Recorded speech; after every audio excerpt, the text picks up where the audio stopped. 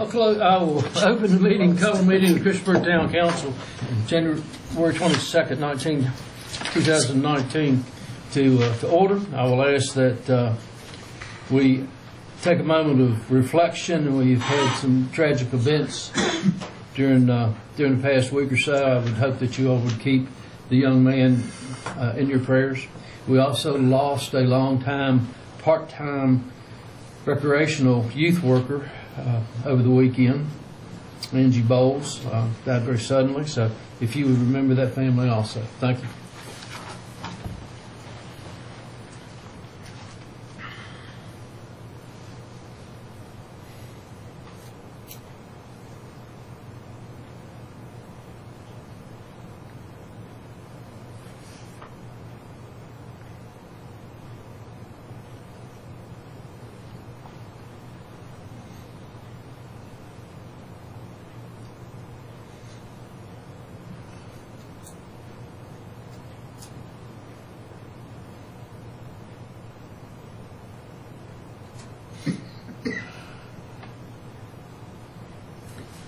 Thank you. Please, for the Pledge of Allegiance, I'm going to ask Vice Mayor Hubbard if he would lead us tonight. I pledge allegiance to the flag of the United States of America and to the republic for which it stands, one nation, under God, indivisible, with liberty and justice for all. Thank you. Are there any adjustments to the agenda for tonight? Mr. Mayor, I'd like to add a closed meeting in regards to Code of Virginia, Section 22.23711, 29, for the discussion of award of public contract involving expenditure of public funds, including interviews of bidders, offers, and discussion of the terms and scopes of such contract, where discussion in the open session would adversely affect the bargaining position of or negotiation strategy of the public body. And the closed meeting pertains in regards to the performance agreement for the development of the Marketplace Shopping Center. Okay. Do we have a motion? So moved. Second. Motion and a second. Madam Clerk? Yes, sir. Councilman Bishop? Aye. Councilman Collins? Aye. Councilman Hubbard? Aye. Councilwoman Sachs? Aye. Councilman Showalter? Aye. Councilman Stipes? Aye. That is 6A. Thank you very much. We will place that in other business at the end of toward the end of the council meeting, along with another request that we have for that period of time. Thank you. Public hearings. Do we have anything scheduled for tonight? No. Okay. We have no public hearings scheduled. A consent agenda. These the council meeting minutes of January the 8th, 2019. Our monthly bills. Construction contract with Orders Construction Company, Inc. in the amount of $1,463,000 for the wastewater treatment plant UV project. Engineering contract with Hazen and Sawyer in the amount of $168,000 for the wastewater treatment plant UV project. We scheduled a public hearing for February the 12th for the ordinance to amend Chapter 18, Finance and Taxation, Article 8, Transit Lodging in regard to homestay taxes or uses. Scheduled public hearing for March the 12th, 2019 for a rezoning request by Cambria Storage Partners, LLC, agent for Kinson Incorporated, for an approximate 4-acre property located at 300 and 390 Cambria Street, Northwest, tax map number 466-27-A, from the B1 Limited Business District to M1 MU-1 Mixed Use Residential Limited Business District. The property is designated as residential in the future land use map of 2013 Christiansburg Comprehensive Plan. Scheduled a public hearing for March 12th, contingent on the preceding item, for a conditional use permit request by Cambria Station Partners, LLC, agent for Kinson, for mini warehouses and related retail at 300 and 390 Cambria Street, Northwest, tax map number 466-27-A, in the mixed use MU1 Mixed Use Residential Limited Business District. scheduled a public hearing on March the 12th, 2019 for a conditional use permit request by Cole Shows Amusement Company Incorporated, agent for NRV Mall Associates LLC, for a carnival at 782 New River Road Northwest, tax map number 435-A-41 in the B3 General Business District. Mayor, I'd like to respectfully request that item D be voted on separately by council. I just noticed my daytime job, our company has a relationship with Orders Construction Company. Nothing on this project, but I feel more comfortable taking that item D out, or item C, Okay. Construction contract with Orders, and just for a matter of housekeeping, keep Okay. that vote separate if you'd be all right. I'm fine with that. So, all those in favor of, I believe we have had the proper motion and second. Consent agenda items A, B, D, E, F, G, and H. Do I have a motion? I think we had a motion for that. Who motioned those? Hadn't been motioned yet. To accept the, I'll make a motion on that. Go ahead, take it. I'll make a motion to approve the consent agenda excluding item C. I'll second it then. A motion to second. Any other questions or comments? Madam Clerk? Yes, sir. Councilman Bishop? Aye. Councilman Collins? Aye. Councilman Hubbard? Aye. Councilwoman Sacks? Aye. Councilman Showalter? Aye. Councilman Stipes? Aye. That is 6-0, thank you. Then I'll make a motion to approve consent agenda item C, contract construction with Orders Construction Company Incorporated in the amount of $1,463,975,000 for the WWTP-UV project. Second. Got a motion and a second. Any discussion? Madam Clerk? Yes, sir. Councilman Bishop? Aye. Councilman Collins? Aye. Councilman Hubbard? Aye. Councilwoman Sacks? Aye. Councilman Showalter? Aye. Councilman Stipes? Abstain. There's a 5-0 and 1 abstention. Thank you. Introduction and presentations. We're introducing some new employees tonight, which is always fun and interesting to do. Jim Lanson,'s in Public Works. If you got a young man you'd like for us to meet? Yes, sir. Young man. That's what he said. Wasn't what I said. Good evening, members of council and mayor. I would like to introduce to you the newest member of our leadership group with the Public Works team. It's Mr. Don Cole. He's taken the role of our utility superintendent. Don recently relocated from Las Vegas, New Mexico to be closer to his family. He has 15 years experience in the water and wastewater industries, 8 of 15 in supervisory and management experience. He has a BA in public administration and will be completing his master's in water resource management in May of 2019. He is certified in wastewater and water and wastewater operations in Virginia and New Mexico. He enjoys volunteering his time to teach environmental studies related materials to prospective operators and doing some home renovation projects. Don is married and he and his wife have 4 children, 1 grandchild, and 4 dogs. And we're very pleased to have Don with us. Don. Lord. Fantastic. And what do you think about the weather here, Don? It's cold. Thank you, Don. John Kurtner, Public Works. Good evening. I'd like to take this time to introduce our newest maintenance worker for the utility department. This is Ray Garoshki. I messed his name up on that. You have to excuse me on that. He's lived in this area since the 80s.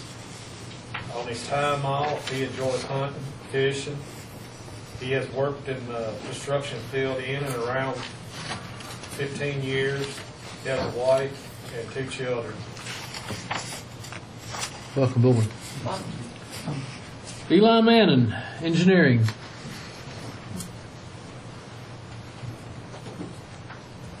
This is Samantha Holtscheider. She's a civil engineer one that's just joined us. She goes by Sam. Sam started working for the engineering department as a civil engineer in the beginning of December. As a civil engineer, she is predominantly assisting in managing the town's transportation and stormwater projects under my supervision. Sam was born in Montgomery County, but was raised in Chesapeake, Virginia, where her family still resides. Sam graduated from Virginia Tech in May of 2017 with a Bachelor of Science in Civil Engineering and a focus in transportation. After college, she moved to Raleigh, North Carolina to follow a career as a traffic engineer for a small transportation engineering firm.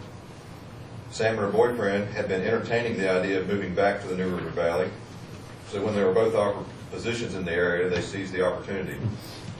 As an engineer in training, Sam is currently gaining the experience necessary to sit and obtain her professional engineering license within the next 3 years. She is thankful to be in this position and is excited for what the future holds. She looks forward to working with you all and for the residents of Christiansburg.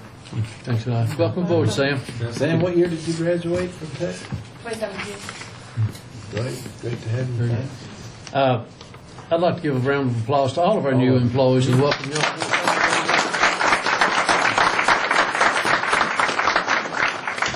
Public Relations Director Melissa Dimmitt to present the recognition of Meldon Manufacturing for being named winner and receiving the Market Disruptor accolade for R&D Top 100 Awards. Thank you. Good evening. I'm actually going to have the mayor present the certificate, but before I do so, I wanted to say a few words. MELD is based here in Christiansburg and is a revolution for additive manufacturing and repair of metals. Traditional methods melt materials, introducing weaknesses. MELD is a no-melt process for metal, offering stronger, better parts. No melting offers the potential to work with unweldable materials, and this freedom offers the ability to rethink how particular materials are used for various applications and in what combinations. So the certificate that the mayor is going to be presenting to MELD CEO Nancy Hardwick, who's here, reads that this certificate hereby recognizes MELD Manufacturing Corporation for being selected as the single most disruptive new technology and receiving a special Market Disruptor Award at the 2018 R&D 100 Awards. The R&D 100 Awards is an international competition that recognizes the 100 most exceptional innovations in science and technology each year.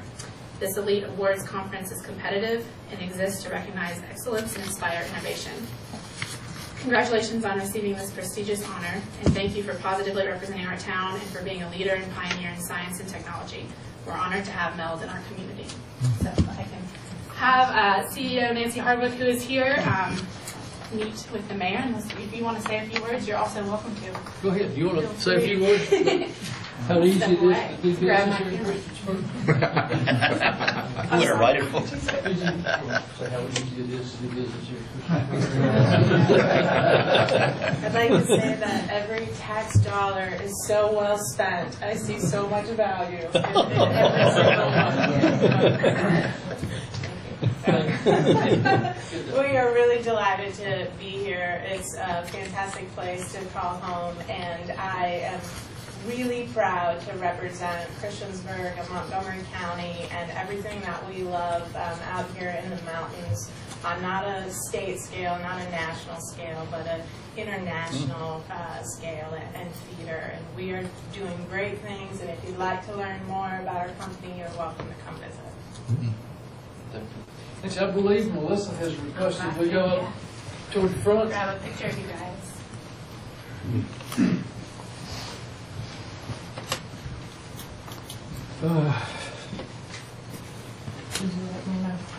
Please.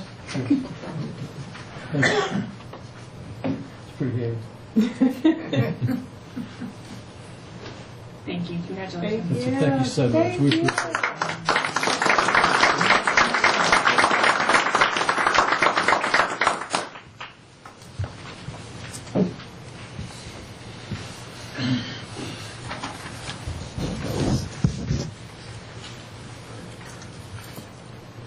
Next, we have Kyle Morgan to speak regarding telecommunications options in the area.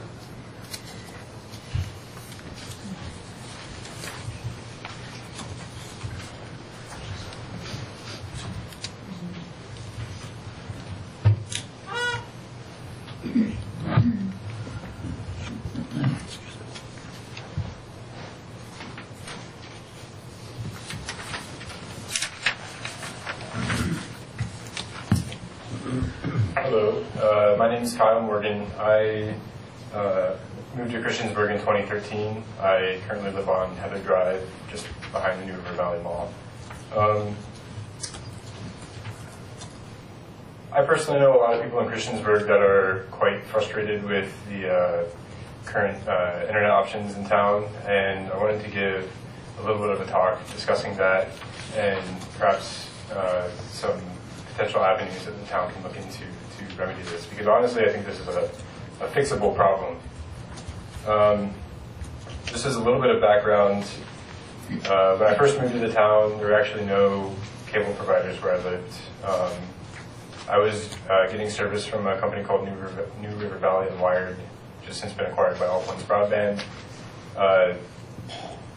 That continued until mid last year, at which point I switched over to Chantel. Overall, I would consider Chantel an improvement and probably the best option available in Christiansburg, but I'm going to try to speak as to why I think residents of Christiansburg deserve better than what's currently available. There are really 4 criteria that I'm looking for that I think most people would agree that they want, and that's that the internet should be fast, it should be reliable, it should be affordable, and there should be no data caps, and I'll discuss all of those. Yeah, next slide, that's fine. So I'm going to discuss 3 primary options in Christiansburg. Those are All Points Broadband, Chantel, and Verizon DSL.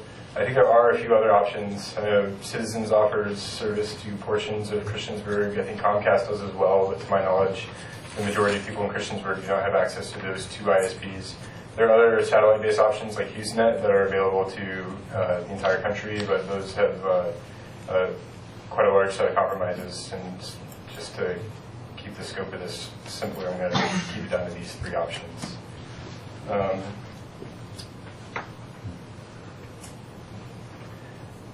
So, first slide is a couple points here. One, you don't have to look very far to realize that people in Christiansburg are not too thrilled with current options. I personally know a lot of people that come up to me and say, I'm displeased with my current internet provider, what are my other options? So on the left here you have a set of Google reviews for one option in town. On the right, I made two posts on social media last night discussing the fact that I was going to have this presentation, and both of which, one on Nextdoor and one on Facebook, garnered quite a bit of discussion, basically in support of what I'm going to be discussing shortly.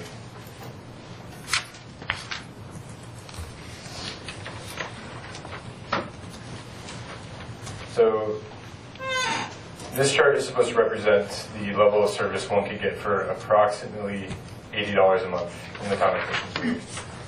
Verizon DSL will give you 3 megabits per second. All Points Broadband will give you 15, and Chantel, with their new 2019 plans, will give you 150. There are 2 bars on each of these. One is download throughput and one is upload throughput. All of the cable providers have fairly small upload speeds, and it's just kind of inherent to the technology that they use. Most people don't care too much about that, but I thought I would include it here. An interesting note is in 2015, the FCC defined broadband to be a service that is capable of a minimum of 25 megabits per second down. Just fun fact, All Points Broadband maxes out at 15, so it's not actually broadband. So if you go to the next slide. These are 2 options that are not available to either any part of Christiansburg, or if you scroll down just slightly more, or at least not the vast majority of residents of Christiansburg.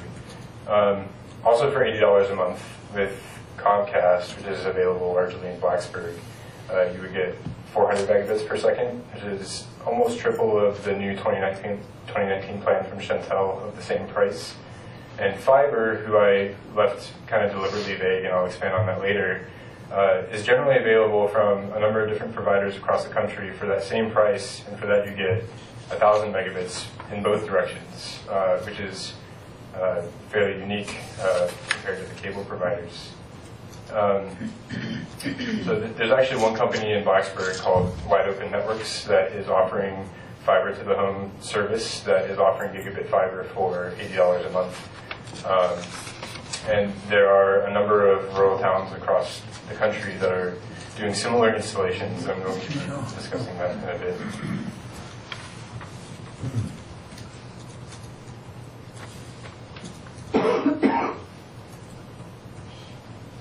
Another point that I want to bring out is data caps. Of the previous 5 options on the prior slide, Chantel is actually the only one that enforces data caps. They relaxed them in 2019, but they still exist.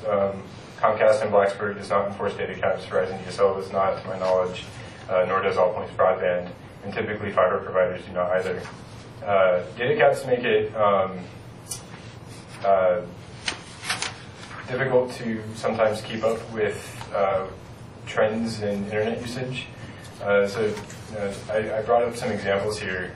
People that do online streaming services, Netflix, Amazon Prime, that kind of thing, are using about 3 gigabytes per hour for standard HD streaming.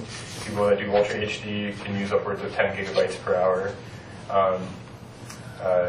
For the Christiansburg's younger population, people that play video games, those can be 20 to 30 gigabytes easily, some of them which are over 80 gigabytes to purchase the game. Does everyone remember the string of car break-ins that Christiansburg experienced a few months back? At that point in time, I actually looked into getting an external video monitor that's made by a company called Nest. And I looked into it and discovered that video monitor used up to 300 gigabytes per month of data in order to use it. And that was just a non-starter there because the internet provider that I have has, at that point in time, a 400 gigabyte per month data cap, which I was already pushing every month. Things like computer software updates, your personal phone app updates, if you video call a family member. I have an 11-month-old daughter at home, and she video calls her grandparents on a regular basis. All of those use quite a significant amount of data, and data caps with the trend of internet services, the way they're going, can be quite hard to cope with. I find that with my current internet provider, I'm checking frequently to make sure that I am staying within their bounds. And honestly, I don't think that there's not a good reason for these to be in place. A lot of their competitors, which I say competitors likely because they're not actually competing with anyone, don't have these same data caps. And if Christiansburg wants to attract a younger crowd to live in them, these things are on their minds constantly.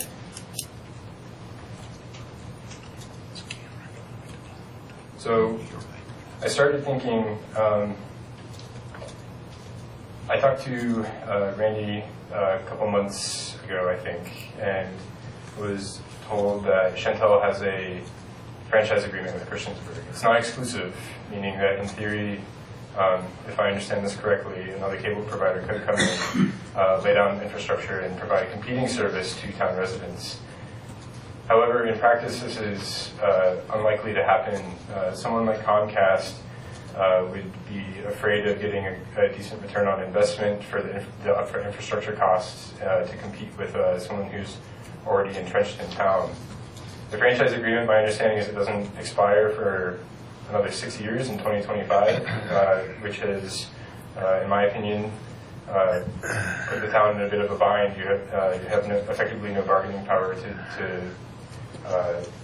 do anything to better the level of service that Christiansburg residents have available to them. So with the possibility that the franchise agreement being renegotiated seems unlikely, anytime soon at least, I was thinking, well, what other options are there if I want to improve my personal quality of life in Christiansburg? How can I do that? And I actually read a news article back in November about a small town in western Massachusetts called Charlemont, and their small, 1,300 residents. They're about 100 miles west of Boston, not really near anyone. They recently had, I think it was in November, put it to a vote to say one of two options to improve the internet access in the town. One is that Comcast offered to lay down cable across, I think it was 90, they would reach 97% of homes. And Comcast was going to charge the town of $1,300, $460 some odd thousand to do that. The other option was the town would pay a local utility company to lay down a fiber network that would be owned by the town. And the town would contract out the network operation of this infrastructure and provide a fast, inexpensive, modern internet option to 100% of its residents. The downside being that it was more than triple the price of Comcast. However, the town voted in favor of this option, and they're currently in the process of rolling out a municipal fiber network to 100% of their residents. I actually spoke with a man named Bob Hansaker, who is the chair of the Broadband Committee in Charlemont, Massachusetts. And he expects that by the end of 2020, 100% of Charlemont, Massachusetts residents will have this gigabit fiber network available to them. And that is exactly what I depicted in the graph earlier, which is 1,000 megabits symmetrical, that is both up and down, for $80 a month. They're also considering offering a cheaper option, which is 100 megabits for $40 a month for their residents that feel that 80 is too steep. So this is a selection of the proposal that Charlemont put forth, and a little bit of analysis of the tax burden that would be entailed for either option.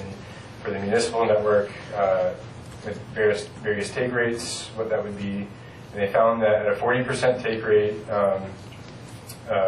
it would be 2.5 times the tax burden of the Comcast installation. At a 9% take rate, it would be equivalent to Comcast, and at a 72% take rate, it would have no tax impact and would completely pay for itself. So, next slide. This is likewise mostly a reference of the Charlemont proposal. The benefits of the municipal fiber network are that it's faster than cable, particularly for upload. It's town-owned, town-controlled. It's not-for-profit to attempt to keep prices for town residents as low as possible. There are no extra taxes and fees associated with it, like a lot of cable providers will do. And it's the same speed for all subscribers and all content. There are some cons here on the next slide. I'm asking one question. What's a take rate? Take rate is the percentage of residents that would sign up for that service. Okay. So if there are 1,000 residents, 400 signed up, it's a 40% take rate. Thanks. So the cons of the municipal fiber network would be that there'd be competitive risk from existing ISPs.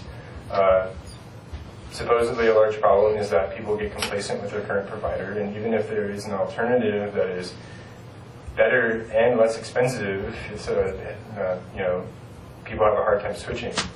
It requires more upfront town borrowing, and the town would be responsible for operation of the network. They would be having to hire a company to operate it. So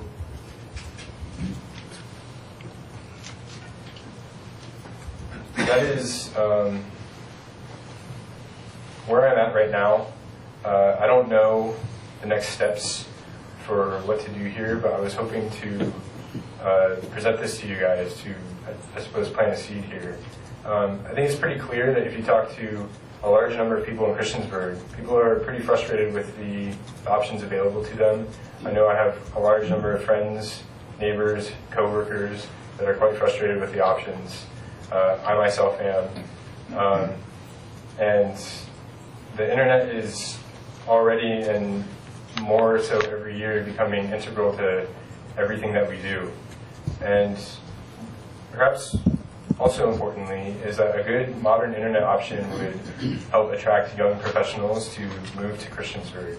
I know that Christiansburg was my first home after college, and I didn't even consider the fact that I would have poor internet access where I was moving. I mean, I can almost see the New River Valley Mall from my house, and that's a mistake I will not make again. I will thoroughly investigate what those options are in any home I move into in the future.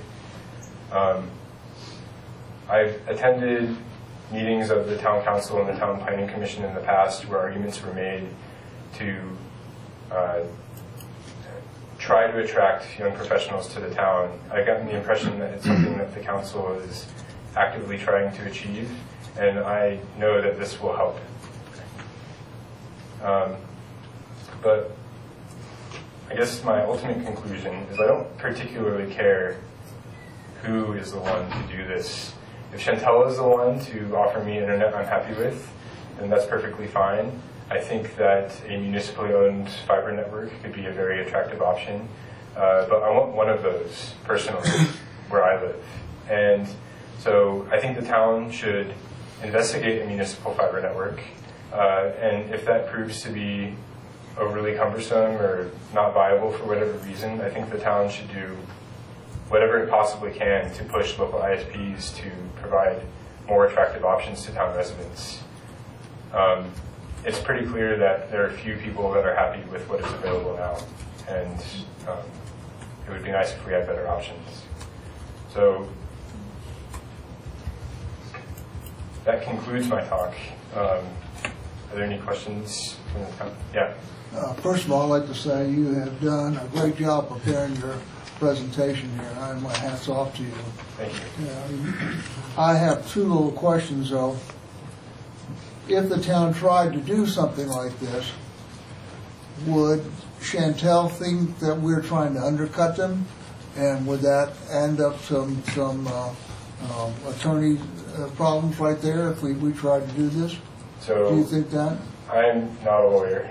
However, I would personally say that as a resident and as someone who is consuming the internet, I'm not particularly concerned with whether a company is annoyed by the fact that there are better options becoming available to them. And I doubly think that competition would drive innovation and value for the residents. Currently, there's only one broadband provider in town to the majority of residents, and that's Chantel. And they can honestly get away with a lot because there's no one to drive speeds up, drive prices down, any of that. And so I guess the short answer is I don't particularly care.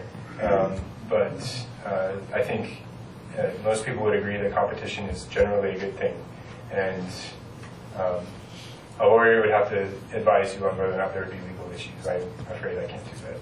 And I think you brought it out. You said that I'm not familiar with the contract, but it said that it is not an exclusive thing that we have with Chantel.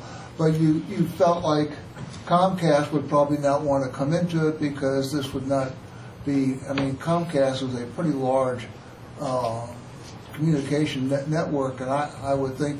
Have you looked into that anymore? That they would maybe be interested in coming in to Christiansburg if they could. Can you help me on that, Randy? Comcast does have service at the top of Christiansburg now. All right. And they aren't prohibited from expanding further into town if they wanted to. Yeah, so I can give a little bit of background to that. I have spoken with a few people. I spoke with the chair of the Broadband Committee in Charlotte, Massachusetts. It's a small town. It was fairly easy for me to accomplish that by just shooting their committee an email. I've spoken to a man named Andrew Cohill, who is the president of Wide Open Networks in Blacksburg, who is doing residential fiber there. He met with me, and honestly, if a municipal fiber network is something that the town would like to investigate, I would encourage you to reach out to him as well. He has a lot of experience in deploying this type of thing. Comcast is quite a large company, and for someone like me, who I'm just some random dude that lives in Christiansburg. I can't really get a hold of anyone with any level of influence to talk to me about this from Comcast. I can tell you that what other people have told me, which is that cable companies don't like to compete with each other. Honestly, Comcast, for the same price, is triple the speed.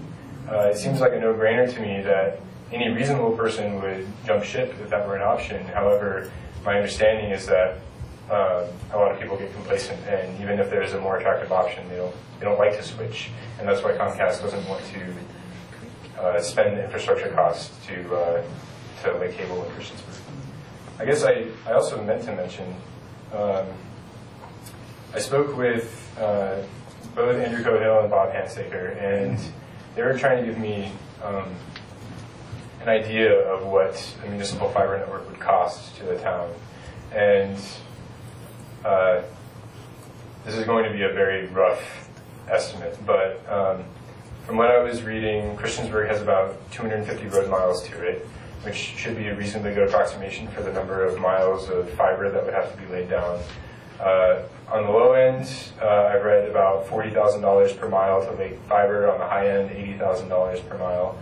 Assuming that the number of road miles is a good estimate, that's $10 to $20 million to lay fiber across the entire town. Now, that's something that Charlemont is expensing out over a course of 20 years. They're getting revenue from the municipally owned fiber network, so the monthly costs that residents are paying are going to the town, and that is helping offset those costs. But that's where I'm at right now. Any other questions? Thank you, Kyle. Thank you.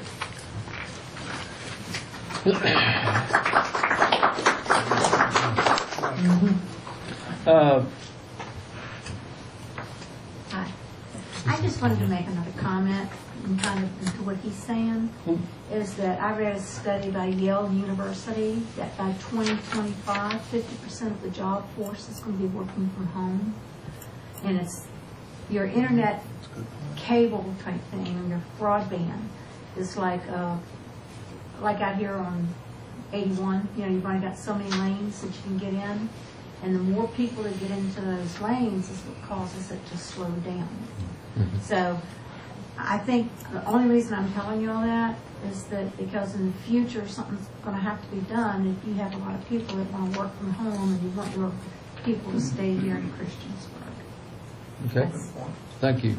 And I have some expertise in that, in that I am a systems program analyst that I used to work at UVA. So I'm not talking. Since we've kind of gotten into the citizens' commenting on this, I need your name and address, please. Janet Jones at 180 Slate Creek Drive, okay. Christiansburg, Virginia.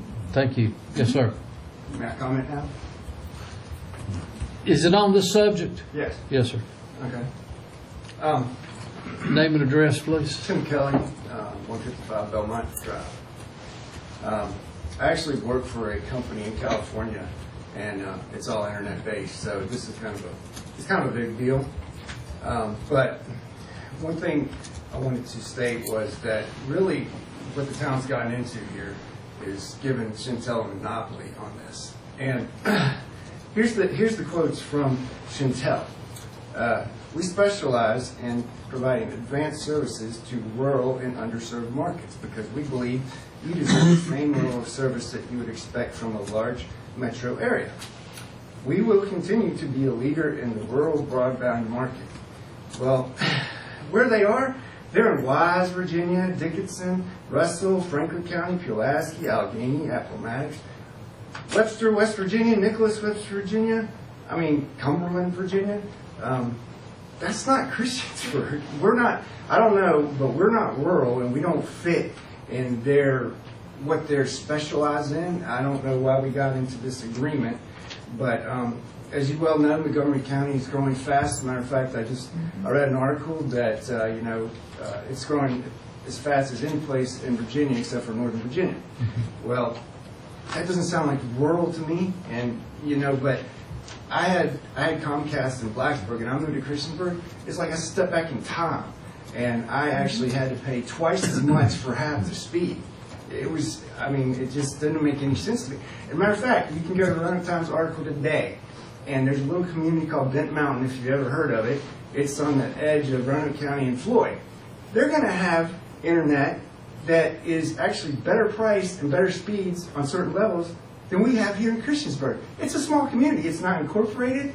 I don't know. There's probably just a few hundred people there. And so, you know, this is kind of a problem.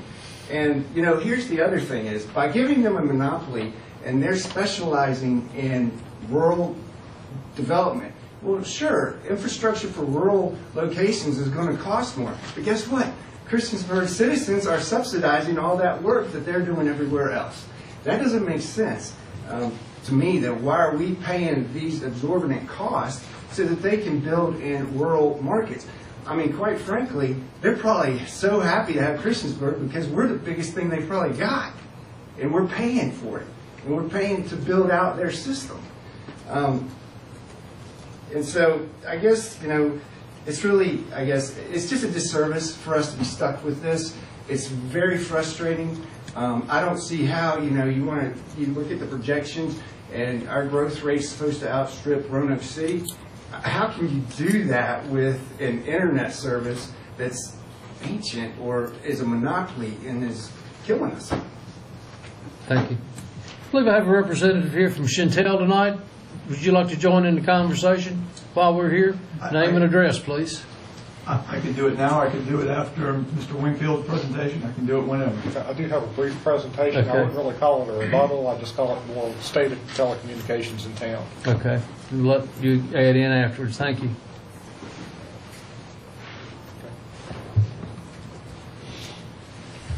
I have I guess, fairly brief slideshow about telecommunications here in town. Of course, as mentioned, some of the advantages of quality service.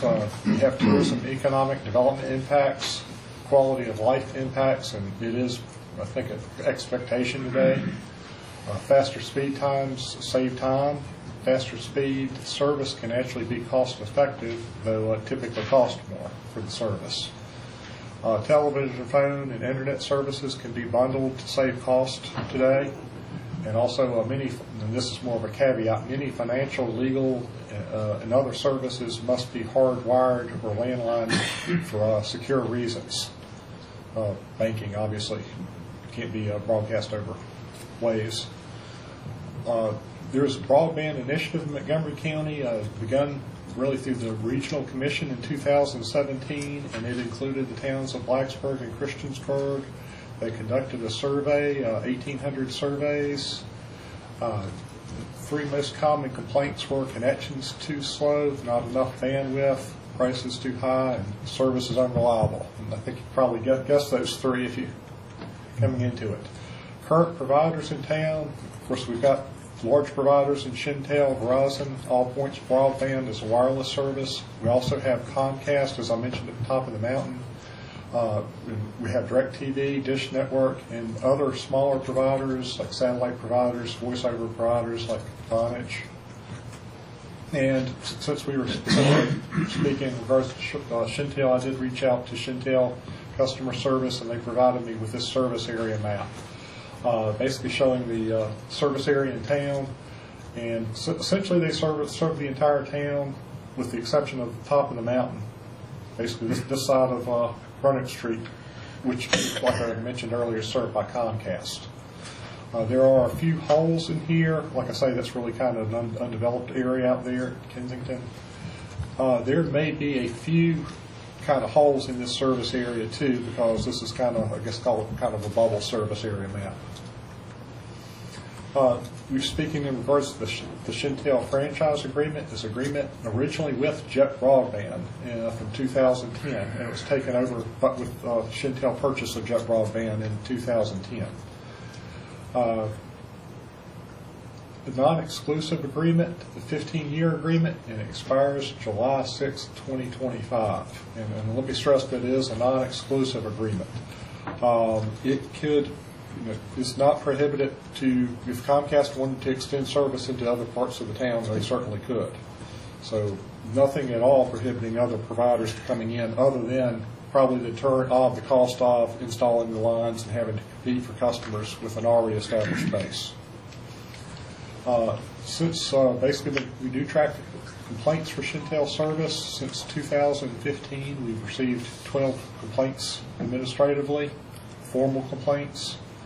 And the franchise agreement has service requirements, and with a requirement of providing service if it's within 125 feet of existing service, or any new developments that are at a density of 30 households per mile.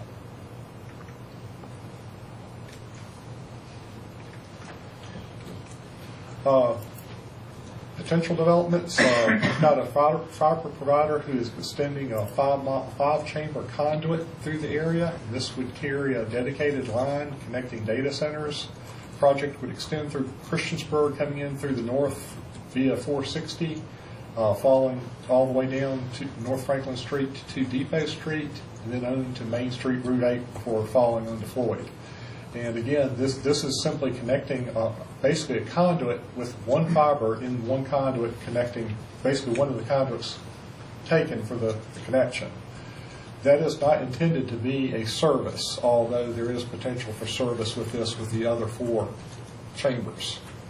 The town is discussing potential conduit dedication as part of this project, and we've also given them a list of pull station locations that we could desire with this project. Of course, some of the pull stations would include basically any of our traffic signals. We'd also want pull stations at critical facilities like the recreation center, the aquatic center, high school, any facility like that. There's potential for sale or lease, as I mentioned, of unused conduit space for new service providers that enter this area. Of course, that's just that corridor. But from that corridor, if there is lease or sale of those conduits, then you've got potential for competing services to come in. Future efforts, develop a fiber broadband strategy for town infrastructure, buildings, and traffic signals. We, of course, look at future connections to residential areas and commercial industrial areas. Plans to amend the comprehensive plan to emphasize the importance of affordable high-speed broadband internet service and expand wireless internet service to downtown. And a possibility for downtown, I meet monthly with regional managers from the Newer Valley, and basically the 4 largest towns, Blacksburg, Pulaski, Christiansburg, and Radford, have been talking about the possibility of applying for a grant for downtown internet service. It wouldn't be for entire service, it would just basically be for the downtown areas.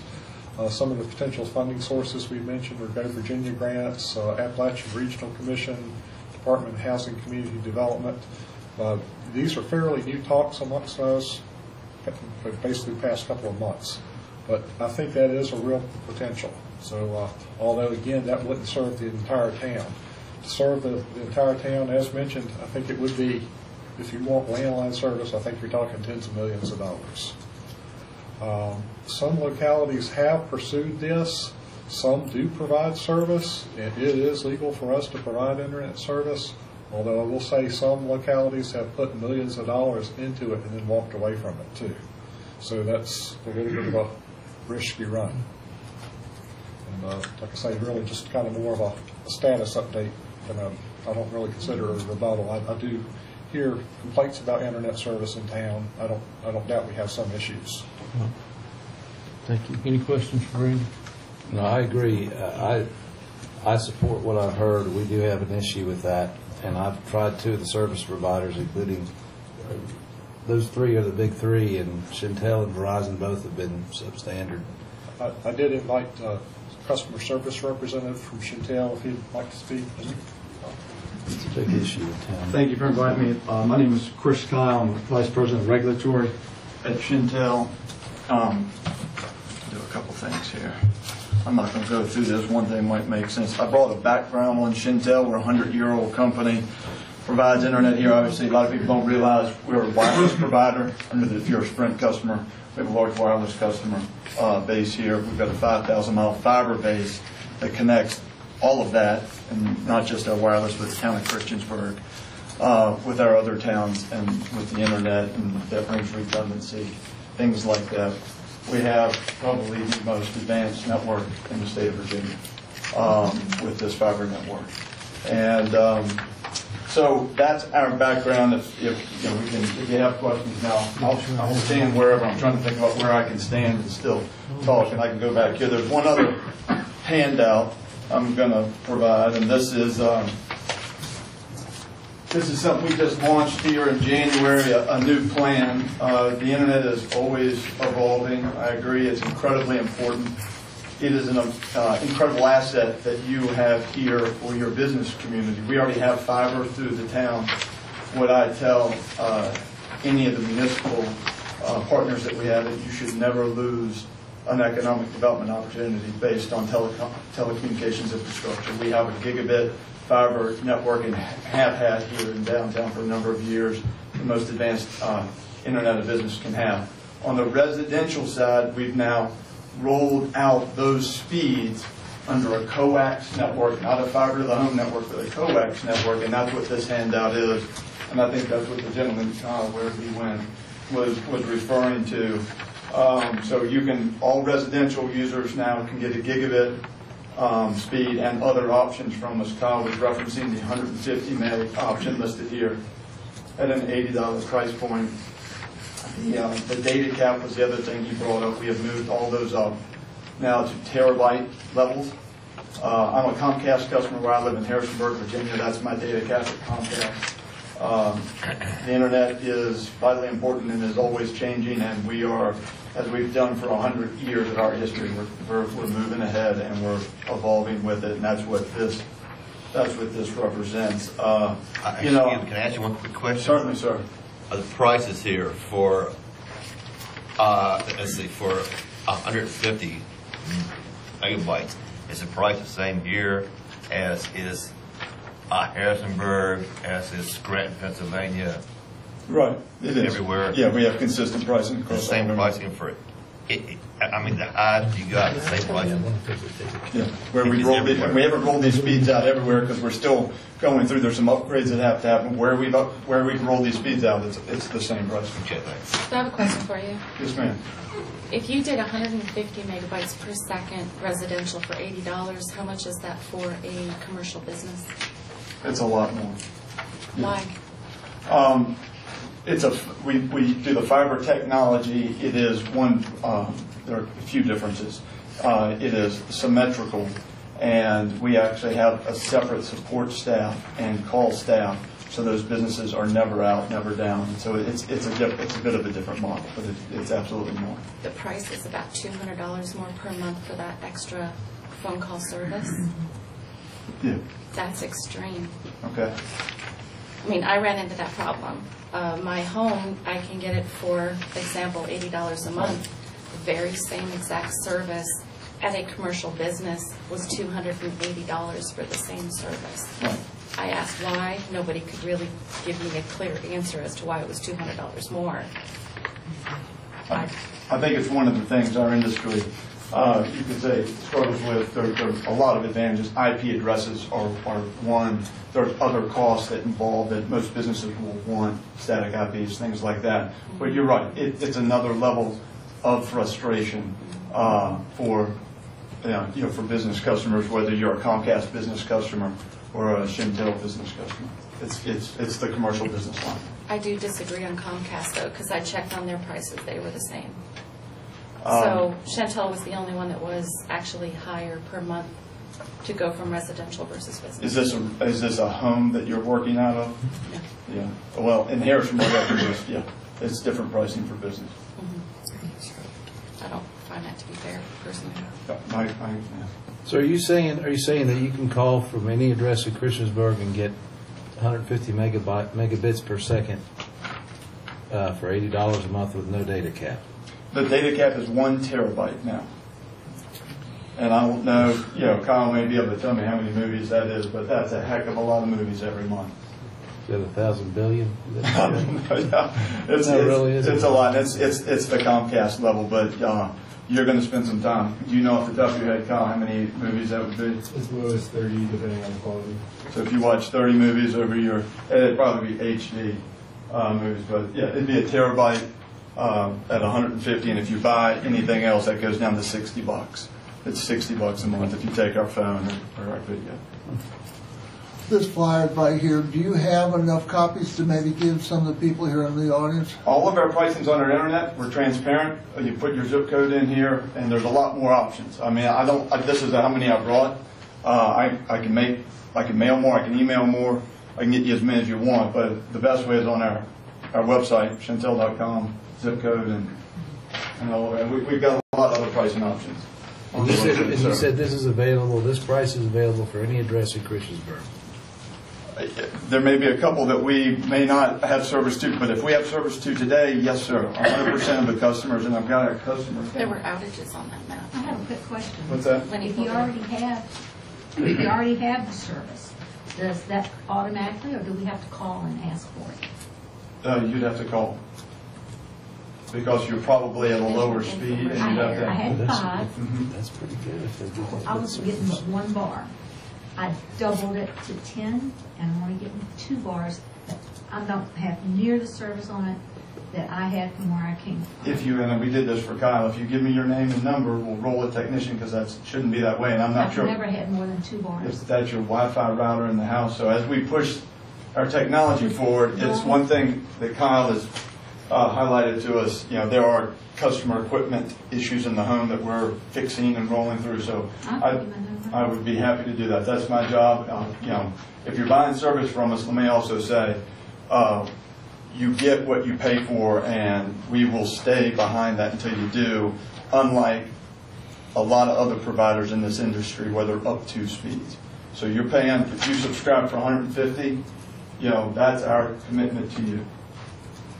Now, it's getting complicated because you're going to have to upgrade your modems, or we provide the modems, and the Wi-Fi routers also are having to move to a new generation. Let me see if.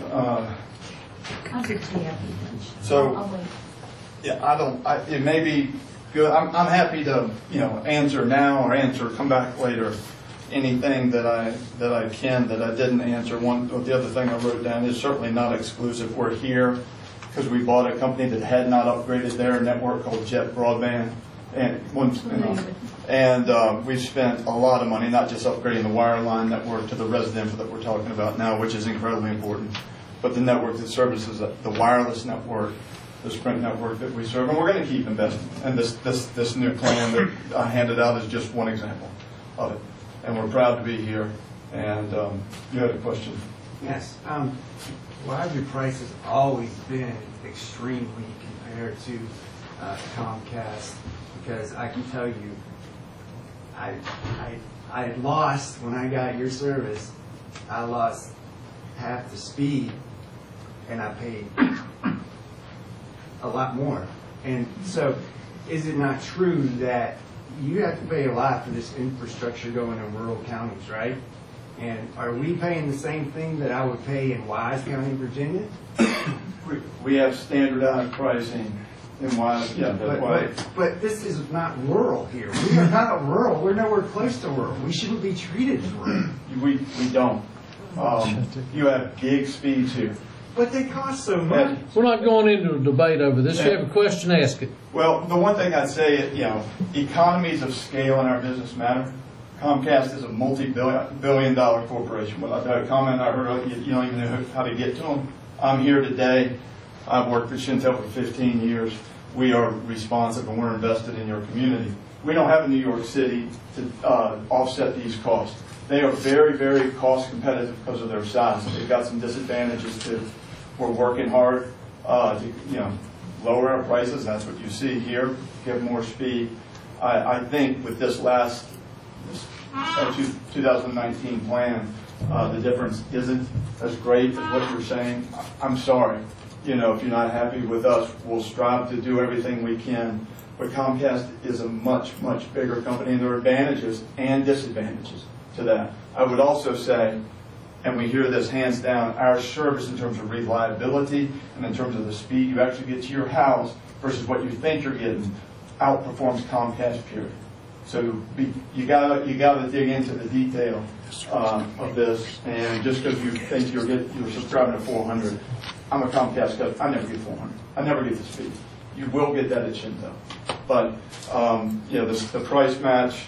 It's you're not paying because we service Wise. Let me say it this way: we've got 1,000 employees. We generate over $600 million in annual revenues.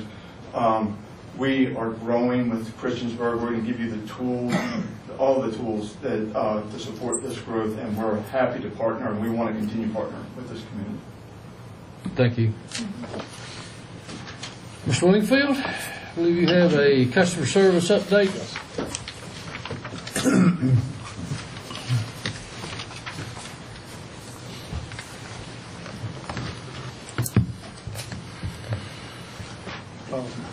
I guess the initial conversations have centered around phone service, although this is kind of a little more general presentation in regards to town hall customer service. And basically in regards to the existing situation, when you call town hall, you receive a message that basically says, thank you for calling the town of Christiansburg. If you know your party's extension, you may dial it at any time. For finance or the treasurer's office, press 1. For public works, engineering, planning, or zoning or building inspections, press 2. For general administrations, human resources, public relations, or IT, press 3, or remain on the line for an operator that can assist you. If you choose the respective numbers, of course, you're sent to those departments, or if you do stay on the line, press 0, a receptionist will answer. This is a little bit of a change from what we had in the system previously. Some of the changes we have made, we've had issues with being forced into voicemail when dialing town hall, and I think those have been addressed. Measures have been taken to make sure the ring groups are streamlined and make sure that when somebody isn't in the ring group, they are using Do Not Disturb to take themselves out of the ring group, whether they're going to the bathroom or doing calling or no matter what. They'll save 2 rings basically every time if they take themselves out of the ring group. We've implemented better scheduling of lunches, meetings, etc. for the main phone receptionist. It still does leave, I think, a very large question of whether we should have 100% live answer system versus our current hybrid system. And that is a large customer service question. If we do make a change, I think we need dedicated staff to the phones if we're going to do that. And I think we potentially need to hire another person to dedicate them to the phones. And I'll get into a little explanation of that a little bit. We've looked at before at incoming calls, and previously I provided incoming calls to the 6120 and 6128 number. We also have ring-in for the finance number here in this building, and just to give you an idea of the total ring-ins for those 3 main lines coming into the building. For basically a 2-month period, finance had 2,541 calls, administration had 2,002, and engineering, planning, and inspections had 898. That's a total of 5,441 calls during November and December. The town hall was open 36 business days during that period. If you factor that out, basically 36 days based on a 9-hour day, that's roughly 1 call every 3.5 minutes. I know Brad had calculated that out previously, and it was about 1 call every 7 minutes, but that didn't include the finance line. So really about 1 every 3.5 minutes. And also, the tax collections probably boosted the late November, early December call volume a little bit in finance, although that's probably slight. Our main phone receptionist, we've got Tracy Henline, who's executive secretary and administration, Ashley Griffith, who's building permit technician, Devin Eckstein, who is engineering executive assistant, and Sharon Graves, who is finance administrative clerk. Again, all these people have other duties, such as filing, opening mail, sorting town hall mail, in Sharon's case, assisting contractors, drafting letters, handling walk-ins, scheduling meetings, updating the website, creating agendas, conducting employee orientation, in Tracy's case, processing payments, and other tasks. Currently, Devin and Ashley are the main phone receptionists for engineering, planning, and reception and inspection line, and Sharon is the main attendant for the other lines, with Tracy as the second for administration and finance. Of course, they're all entitled to leave, including scheduled vacations, unexpected sick days for themselves or family, and up to 5 days per year for family members unless it's under FMLA. Engineering, of course, is hiring a new position. Should be on board hopefully within the next 6 weeks. That was just approved with the last budget amendment, and Wayne's going to be advertising that this week. So that should make a significant impact to our customer service, adding another dedicated person to the ring group. And I will tell you right now that Devin is probably in the, and Ashley are probably in the ring group on a limited basis because of their other job duties. Sharon is certainly the main phone attendant here at the town hall. Another item I'll bring up is just general workflow for public works work orders. Engineering and public works met last week, and in regards to basically better flow of service requests, they are going to more directly service some of these requests more directly to public works. That will help eliminate engineering from being the middleman, and it will allow public works to have more direct contact with the actual customers making the service request.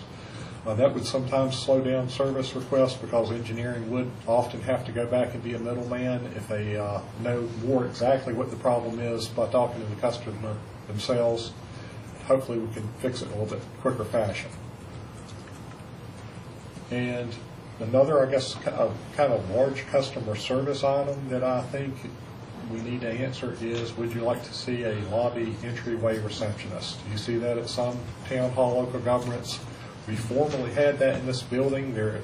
For some of you who don't know, there's actually a reception window as you come in on the right-hand side that's been covered up. We could uncover that if we'd like and open it up, or if we need to station a reception desk out in the lobby, we could do that if you see fit to do it.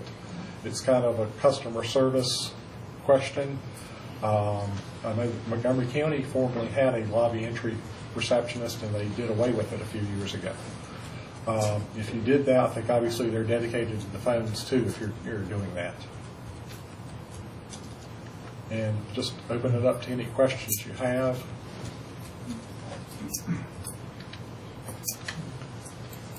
I've said this before. I think this what you've got going right now is very appropriate. I would support just keeping it going the way it is right now. The only thing I see is where you have press 0 for whatever the end of that was. I don't remember the wording. Yes. But putting that at the beginning, perhaps, so people could click that right away if they had a concern versus going through the 1, 2, 3. Just an option. I know that's nice when I call places. Randy, do you have any personnel who are like secondary to your 4 primary? We do. Well, really, those 4 are the only 4 receptionists. Not that somebody wouldn't answer the phone if we walk by and we hear it ringing on somebody's desk, but those are the main 4 attendants. The ideal situation, we have 4 people on the phone, but of course we don't have ideal situations all the time with, like I say, people taking vacation, sick days. If somebody's doing filing, I mean, it's not that unusual to be in a situation where you only have 2 people on the phones for the day. So, let's say they're not here. Yes. Okay. Who would pick it up if you went through the phone tree? It would be one of the other 2 receptionists. Let's say they're not here. So somebody's going to be on those phones. It may only be 1 or 2 people at any given time, but somebody's always going to be on the phones. Okay. You handle the operations on this, and I think we've all had our input. I do not. We eliminated the receptionist position a number of years ago, and actually just carried that position over to finance, because typically when people come in, they'll go into the finance office and they sort of act in both roles, as customer service and taking payments or helping them with the finance. And I don't think we should open up just a pure receptionist desk at this time. No, But I would encourage, because I do see that you've enabled the do not disturb, right? Is that you talk to employees of beyond the receptionist, that they are logged in and they are not in do not disturb, just in case somebody's at lunch, somebody calls in sick, inclement weather, and even a department head can lend a hand once in a while. But that concerns me because it's human nature just go on do not disturb because you feel like you're too busy and they'll handle it. But if you had like If sort of like your safety net underneath there. If you're at your desk, it's not expected to be on do not disturb. Okay. All right. I didn't pick that up, but okay. That makes sense. That's if you're away from your desk. Gotcha. Well, I've made my feelings known several times about, serving 44 years in the banking industry. My rule was you never let a phone ring more than 3 times. Anybody. Now, do we need some type of a bell system up here? And I'm talking particularly administrative because there's a limited staff here. But I mean, if there's a phone that rings 3 times, then somebody ought to be able to answer it from your desk, kind of to a key in and know what extension's ringing. I don't mind answering the telephone. And I think that we could do some things with rescheduling, and you can do this in all the departments. You reschedule your lunch hour so everybody's not going to lunch from 12 to 1. My system was I had somebody going from 11 to 12, somebody from 11:30 to 12:30, and somebody from 12 to 1. So I never had any time that I did not have someone available to answer the phone. And that included department heads. Just my way of thinking, old time. But I don't know what a gigabyte is either, so I don't know. And I'm old too, but when you call in the town, we take our time to call here, and we call to get a question answered. And our citizens call here to get a question answered, and we don't want to talk to some kind of recording. I mean, it's just that simple. Period. That's. And I don't care how many's here or how many's on vacation or what. Somebody needs to answer the phone. I appreciate the report. My comments are simple. I'm going to kick the tires. And if we've got 4 administrative people, there should be no call left unanswered by a person with a pulse. And that's my thought. I've said that from the beginning. The phone tree, I've sort of let that go. But if there's going to be no phone calls unanswered, then I'm okay with that. So that's proof of the pudding, said the taste, and we'll see how it works. Okay. Thanks, Randy. Appreciate you working on that. Thank you. I think we've had most of them, but anyway, this next portion of the agenda is citizens' comments. If you have something to bring before council, if you would come to the podium, give your name and address, and you're limited to 3 minutes. I just have a question. All right, come on.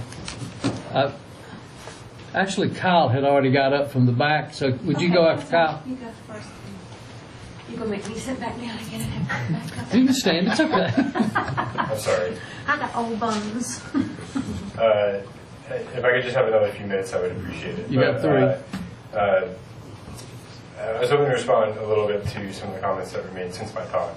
If everyone could look at that pamphlet that was given to them, the claim was made that Chantel offered speeds that are just as fast as Comcast, which is true. The gigabit option from Chantel is $200 a month. The same option from Comcast is $90 a month. In my opinion, no one should be paying $200 a month for internet access, period. The claim was made that Comcast has data caps just like Chantel does, and that's kind of true. Certain parts of the country, they're enforced. In Blacksburg, they are not. So I just wanted to clarify those 2 points. But also to take a step back, the point of my talk was not to blast Chantel or any particular provider. The point of my talk is I would like if the town of Christiansburg could do something to improve the internet access. I don't really care if it's Chantel that does it, if it's the town that provides the service or what, but I think something should be done. And I just want to reiterate that point. And secondly, if I could go back to bashing Chantal just for a moment. Actually, during my talk, I got a text message from my wife. She's trying to watch a movie with a friend of hers at home, and she sent me the speed test because it's not able to happen. We're getting 1.72 megabits per second right now. We're paid for 150. For those of you that don't know what a gigabyte are, that means we're getting just over 1% of what we're paying for. So when they make claims like you always get what you pay for at Chantel, they are not backed by reality. We see that pretty frequently. Thank you. Thank you. Yes, ma'am. Ms. Jones. Yes. You want to, if you would like to stay there instead of having, that's fine. I think your voice I just have a projects. quick question, and I'm just going to play devil's advocate here for a minute. On the last presentation, on the 4 people answering the phone, what do you do if you got a lot of people out in your lobby waiting to be waited on? Does the phone get answered first, or does the person that's in person gets taken care of first? Most. They all have other jobs. Really, none of their jobs, with the exception of Sharon. Sharon's primary job's answering the phone. I think the rest of them's primary jobs are doing other jobs. Right. I'm just asking. I mean, I have a little pet peeve when I go into a store and I'm sitting there getting ready to ring up my purchases and whatever. The phone rings and they turn away from me and answer that phone and stay on the phone for 2 or 3 minutes after I've stood in line, got my place, and I'm person to person, face to face with them. And I have a master's in business management. I used to teach business management. And one of the cardinal rules is that you take care of the person in front of you before you go to the phone. And I just wondered what your philosophies are on that and how y'all feel about that. Does the person that's standing in front of you get precedence? If there's nobody else to answer the phone but that one person, or does she have to stop with you and go answer the phone first, given that y'all want all your phone calls answered? Well, that's enough. Randy can weigh in on that. That's we will try to basically take the people that are in front of us, although we will, basically the attendants are trained to try to basically pass the calls on to who it needs to go to. They probably aren't the person that's going to necessarily answer the question of the person calling in. It's generally forwarded to somebody from either administration, engineering, planning. Typically, the receptionists are trained to work with the person at the counter first, though. And if they tell somebody, basically with at least 2 people on the phones all the time, hopefully at least somebody else is picking up the phone if you've got somebody immediately in front of you. We do try to keep at least 2 people on the phones. We'll say all 4 of them are here and 2 people are doing filing. At least you still should have 2 people on the phones. And the receptionist in the finance department is not face-to-face with customers. She's more at the back of the room with mail and sort. Yeah, I know. It probably happens more likely than with Tracy or Devin or Ashley. And of course Ashley in particular spends a lot of time with her customers on the phone because she's typically dealing with contractors, providing building permit information, helping complete application forms, things like that, scheduling the inspections. Okay. That answers my question. So now I would anticipate, since your office is typically where everybody bottlenecks into when they first arrive at town hall, your cashiers probably work one-on-one prior to phones, right? Cashiers that are the front line in a cashiering situation, the customer in front of them is their priority. Okay. If the phone is ringing, they're going to deal with the customer. If there's a line in the lobby, they're dealing with customers first. Phones go to 4 or 5 other people that are behind that line. Now, during tax season, it could back up to the point where nobody can answer anymore. But that's kind of a rare event. There are a few days, water cutoff days, bill due date days, tax season. That can happen. Generally, no. The customer in front of them is their number 1 priority. I've even had a bank teller be working with me, stop counting, it costs me a deposit, and answer her phone. Never works for you, I'm like.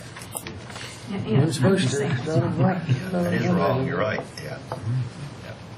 Okay, any other comments? Open to the public. And thank you for letting me just stand up. Yes, ma'am. And for putting up with my questions. Paul Leitner, I live at 160 Alexa Lane. My wife and I moved here about 8 months ago from New Jersey. The first time we moved, we were in our previous house for 45 years. I had a lot of questions when we came here, a lot of new stuff. Any dealings I've had with Town Hall or Public Works, Rec Center, everybody has been prompt and polite, and we are very happy to be here. Wow. Thank you. Thanks, And that's we are nice to too. hear. I mean, I am. Thank you, sir. Any other comments? Is the floor open? 3 minutes. Name and address.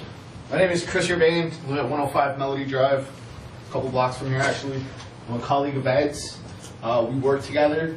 I'm actually the one that kind of inspired him to start renting a place out on Airbnb. I completely support Kyle's presentation on exploring new internet options, because that is an issue. But I'm here to talk about Airbnb. I sent most of you a letter. I think I got a response from you. Ms. Sachs, I actually spoke to Andrew on the phone last week. Unfortunately, I couldn't make it. I work at Volvo. I have my master's degree in engineering. I work as a project manager. I'm an adjunct instructor at the community college. I'm the president of my HOA. I'm the president of Local American Production for Inventory Control Society. I'm the treasurer on the ASQ chapter, which is the American Society for Quality. I'm pretty well known in the neighborhood, and I think in the community I'm involved with a lot of different things. And I rent out a room in my house on Airbnb. And I don't think the town should be involved with regulating and stipulating that I do with a spare room in my personal residence. So I found out not too long ago, about a year ago, that I could rent out spare space that I had to generate some extra income, and I don't like that being regulated or stipulated by the town to tell me what the limits are and how long that I can rent that space out. So it's a great way for people to generate extra income. It's a great way for people, average people that are working class or can generate extra income, and I think it's a boon to the local economy. And I think regulating that industry, which is nascent in its form, it's a new form of commerce that's being generated, is a mistake for the town. So I think I promote a laissez-faire approach to that market, and I think it should be deeply considered before regulating that industry to help prevent tourism and visitors to this town. Thank you. Thank you. Any other comments or questions? Hearing none, I will close the public comments, citizen comments section. Go to committee reports. Mr. Collins and Mr. Stipes from the Street Committee. Pretty simple request this evening off of Tower Road. And the issue before us that the Street Committee is bringing to council is a subdivision with boundary line adjustment / boundary line adjustment. The parcels you see there, Lot A, B, and C, are being carved out of two parcels. Two parcels are turning into three, and it's basically to allow two existing homes to be situated on separate lots that conform with our subdivision ordinance. And so several years ago, when the homes were built, it was one of them was a primary residence and one of them was for another family member, perhaps a mother-in-law or a separate family on the same property. And now the time has come for the property owners to want to separate those two properties into separate lots with the appropriate frontage along Tower Road. And in order to do that, they need to move some lot lines around. So the subdivision request in the plat before council that the street committee is recommending for approval is basically turning the two lots into three lots with some boundary line adjustments. And again, it conforms with our subdivision ordinance, and the street committee recommends approval of the plat, and that recommendation is brought to council in the form of a motion. I second that. Got a motion and a second on the street committee request. Any comments, any questions? I just got one question. On our agenda, it says creating one new lot. I'm a little confused on it. That's correct. It is. Okay. Well, you're creating a new lot. I'll go ahead and show you. Okay. This home's existing and it's on its own lot. This boundary line here is being done away with this home's existing, and this home's existing, and it right now is just one big lot for these two homes. So in order for this home to be able to be sold and transferred to someone else, separate from this one, then this is the new lot line. And in order to get the proper frontage along Tower Road, which is 80 feet minimum, I think, Randy, is that correct? Sort of one. So in order to get the appropriate frontage along Tower Road, they need to do some horse trading, I assume, with this person right here, to give them some more road frontage up there. They traded this sliver of land here for this sliver of land back here. So to get down and dirty with it, that's what's going on. These two lots are being separated. So it is creating a new lot, Mr. Bishop, but it's so that they can sell, so these two can sort of be their own properties. Okay. Does that help? Yes. Okay. We have a motion and a second. Any other discussion? Hearing none, Madam Clerk. Yes, sir. Councilman Bishop? Aye. Councilman Collins? Aye. Councilman Hubbard? Aye. Councilwoman Sachs? Aye. Councilman Showalter? Aye. Councilman Stipes? Aye. That is 6-0. Thank you very much. That is it, Mayor. Thank you. Thank you very much. Now, I guess it's the subject of why most of us are here tonight. I'd like to mention our meeting, the committee, under committee report. Oh, okay. Didn't have you on the agenda, but that's fine. We just wanted to mention that Central Business Committee is meeting tomorrow at noon here on this floor. It's the first one of this year. We'd like to encourage everybody to attend and offer your input. We appreciate that. Thank you. Okay. Thank you. Discussion and action by mayor and council. Ordinance to amend Chapter 42 zoning of the Christiansburg Town Code for the purpose of permitting and regulating homestay/short-term rentals as accessory use to residential dwellings. It's carryover from our January the 8th meeting.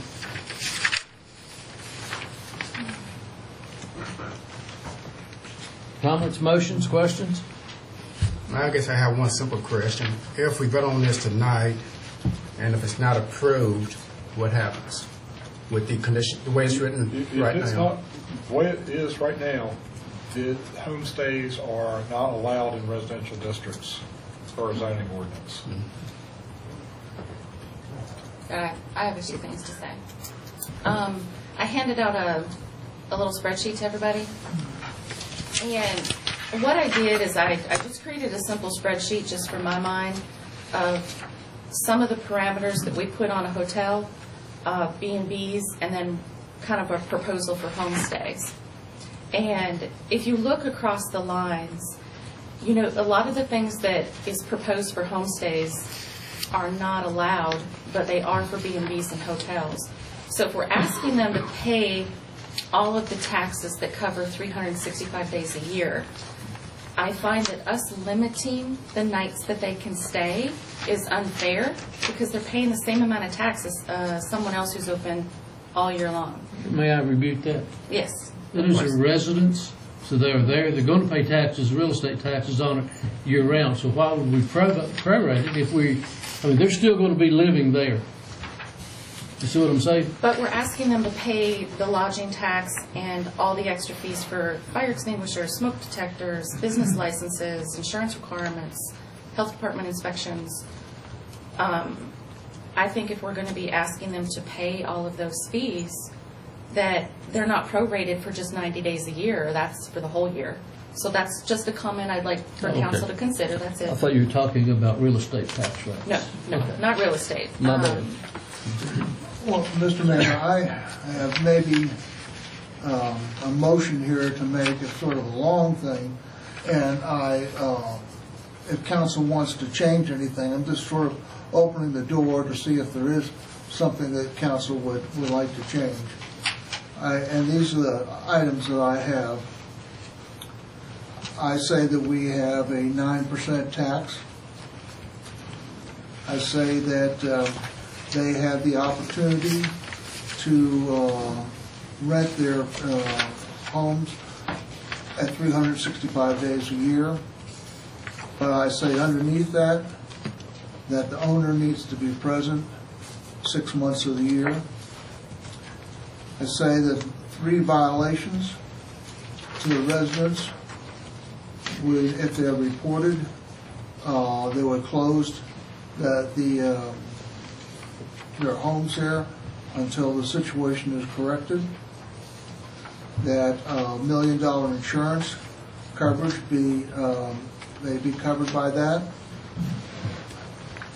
that they, I think we've already covered some of these things, have a $30 business fee, an annual inspection by the town, and that fee would cost $40. And then the homes must pay fees directly to the town of Christiansburg. And if this was approved, the rate fees would start July 1st of this year. That is my motion, and I'm opening it up to anybody who wants to change or alter it. I would like to discuss the insurance.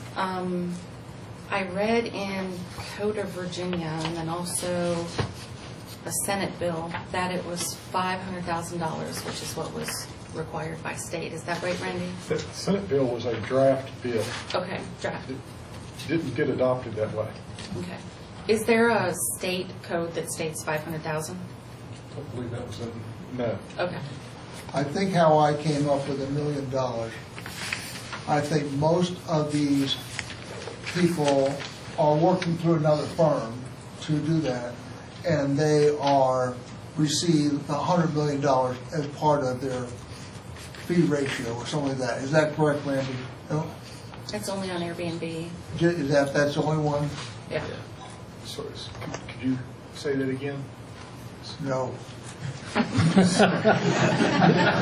believe only Airbnb covers a $1 million umbrella policy. So the VRBOs and the other ones. Yeah, Booking.com, I can't necessarily tell you. Yeah. Yeah. If I may add two things, there is currently not an insurance requirement in the code. There's not, okay. The draft that's before you right now, and then there is a provision that the permit can be suspended if three violations are found.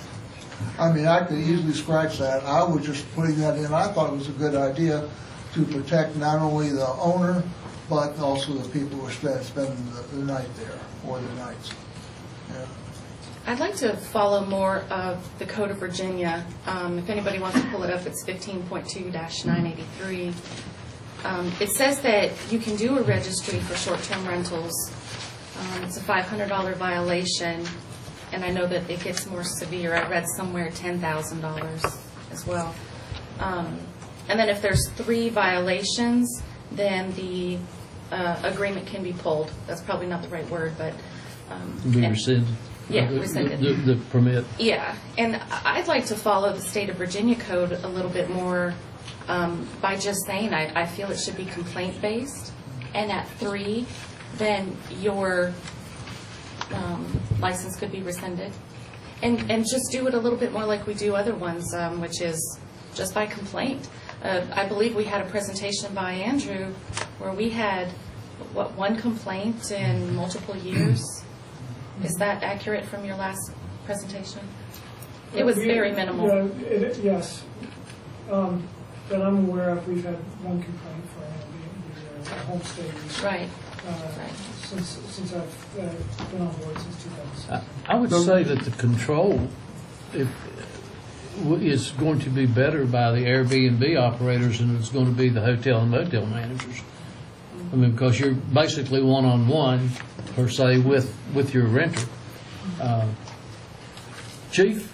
The reason I put violations, you had the word complaint, I use the word violation. And I think the thing that was on my mind when I did that, if I live next door to you, and you and I are not getting along very well, and you're renting your room out, and I'm just trying to get a piece of you, and I might put in a couple of complaints, about whatever's going on.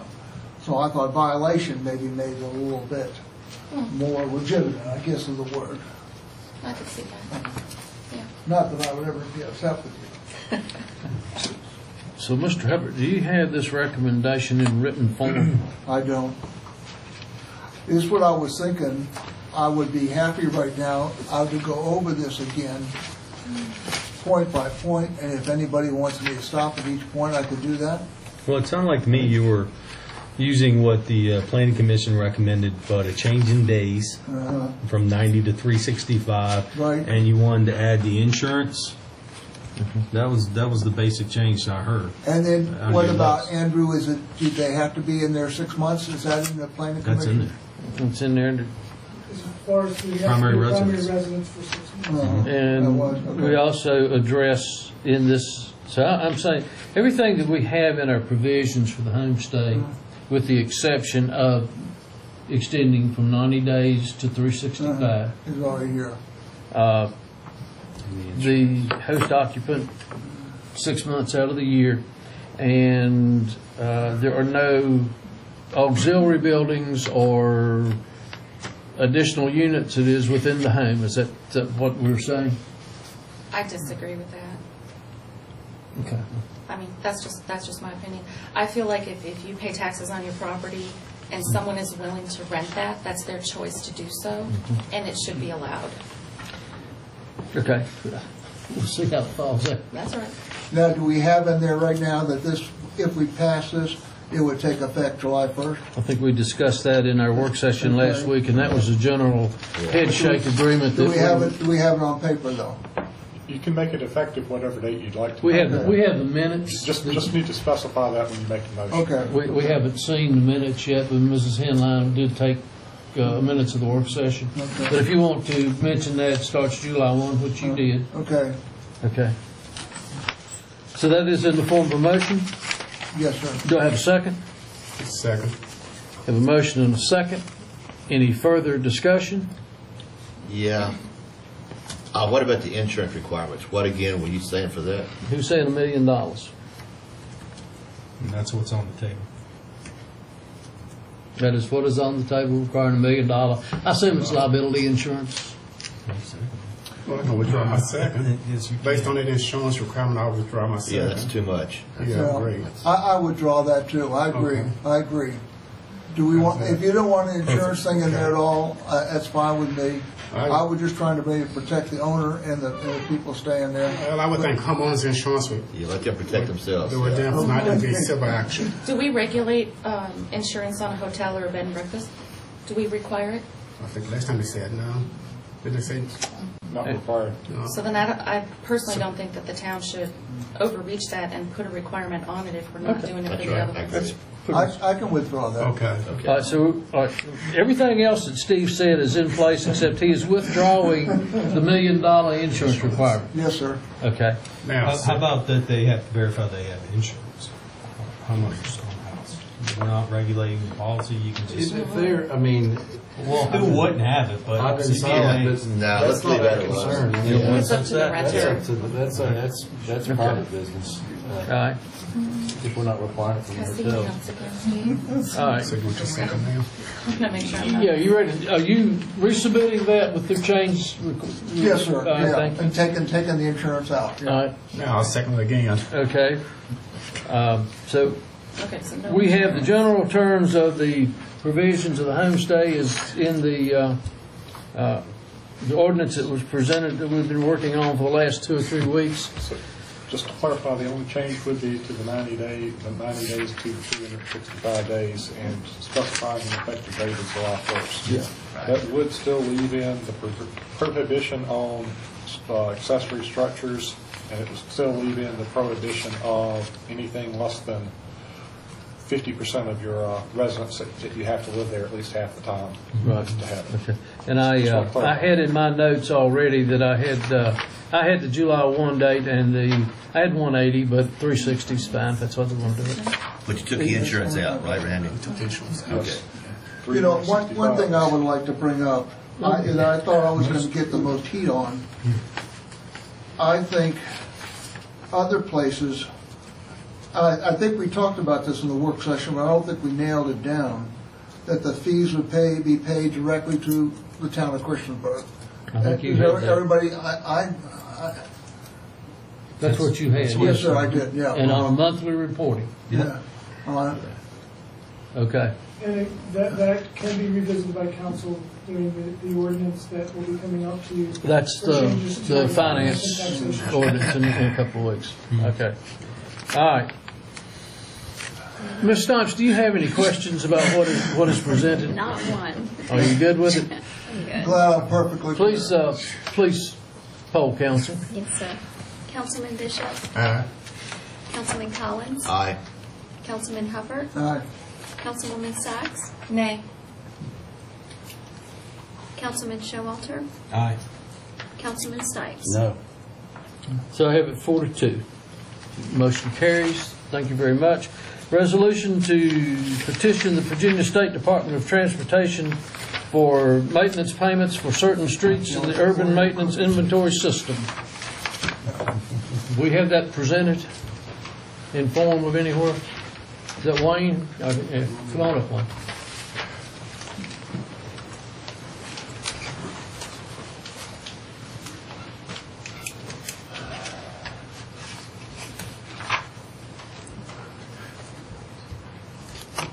Good evening, Council, Mayor.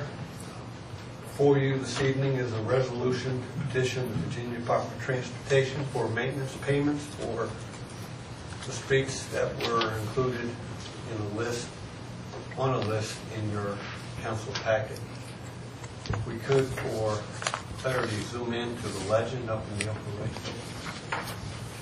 Explain what's going on.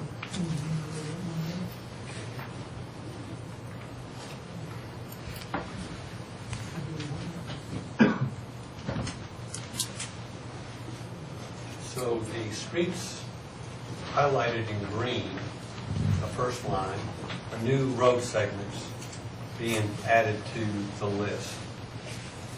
In most normal years that we would do this, that list is rather short.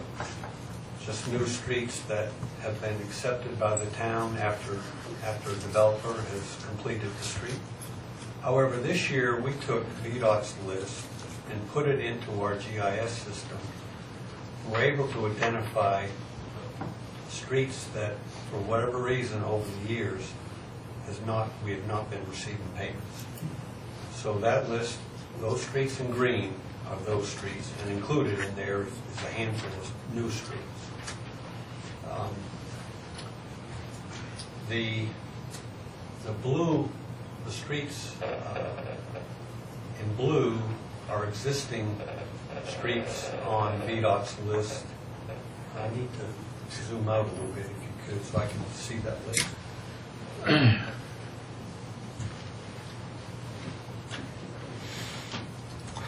And it's hard to see. No. Marissa, can you see that? Okay, I want to make sure my glasses will... Yeah, I can see it better without my glasses than I can the trifocals. I don't know what that says about that screen, but there you go. Those in blue are new streets that are being added to the list. The streets in red, Colonial Drive, for instance, that is a street that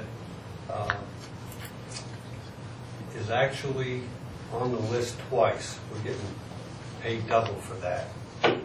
We have about 0.6 of a mile of streets that are being removed from the list.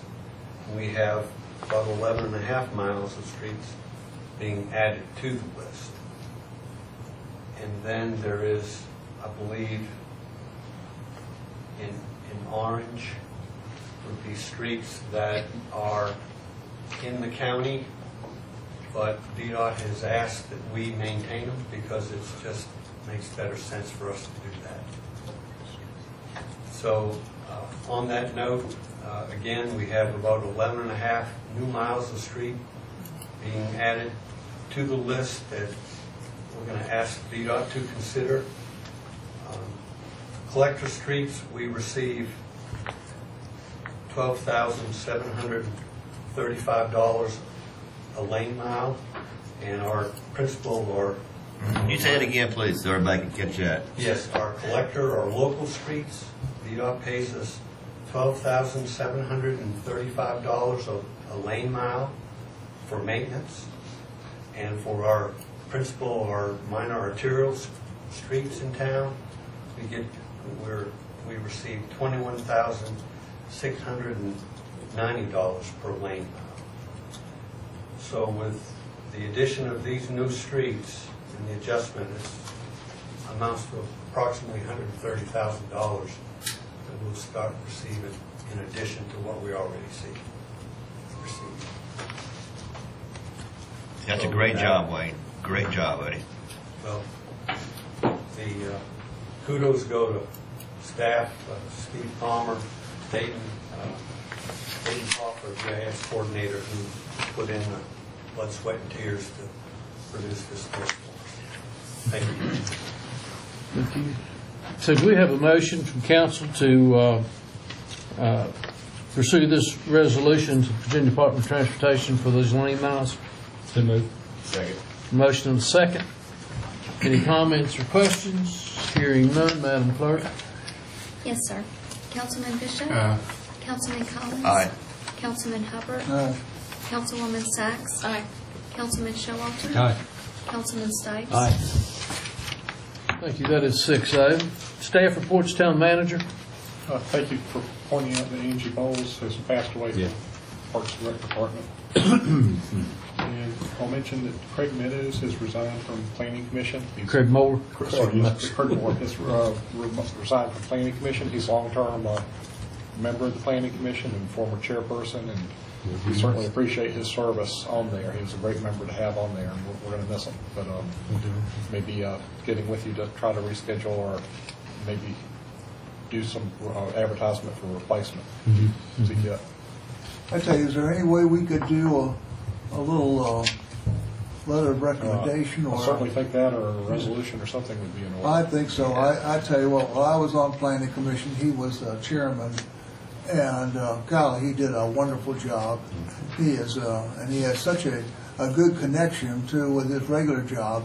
It would be nice if we could do something for him. If it's all right with the nod from council, Melissa and I will work on something, and I'll get Andrew and Will involved. We'll come up with a proclamation, resolution, have him, whatever, we'll come have and present it to him one night. That'd be great. Okay, is that it? That's all I got. Mr. Attorney? Unusually, I do have something based upon the broadband discussion. I would just point out my partner, Mike Lockaby, is fast becoming the recognized expert in the area. He's represented several broadband authorities and put them together. He knows more about it than I would ever be able to explain, and if council were interested some night in having him come in and explain, I'm sure he'd be happy to come up and explain what the possibilities are and what the town could possibly do. Very involved in the rural broadband with regard to Botetourt, Bedford, Franklin, Amherst, a number of counties. I'll have our people call your people. I would like something like that. I do too. I think it's time. It's, about it. you know, all of us old guys that sit around, I'm just now learning how to use a smartphone. I've had a flip phone for 40 years. So I don't understand the gigabytes and the megaflix and Netflix and everything else. So it would probably be the only thing that scares me about this type thing when you look at the procedures for the little town in Connecticut, upstate New York, wherever, you know, calculating ours out would be about $20 million to do. That's tough. There are also a number of state laws that probably would surprise you until you stop and think about who has the power to influence the legislature. Okay. Very good. So, yes, Jim, thank you. We will. I know at least one locality tried to compete against cable, and I think they found out that was illegal back several years ago. Okay. Well, it would give us an option, at least. At least we know for us. Yeah. Because I would assume we would have to have, if anything that we could do bid-wise, we'd want the county involved in that too. I mean, partners, when we work together, we're a lot stronger. So. And they do have, they're putting in for some funding for a broadband initiative in rural underserved areas. And there's a lot of potential opportunities and models that may not be a wholly owned subsidiary by the town, but could be something that could still be very beneficial to our residents and businesses. Well, hopefully at our February 11th meeting, we'll take enough progress that we can sit down and determine a date for a work session. Yeah. Because I know we have a work session coming up Monday night. Yeah. Yeah, Monday night, I think, or Tuesday? Wednesday night, or we have another work session coming up next week on a couple of things. So. We got one Monday and Tuesday. Okay, very good. Thank you. Any other staff?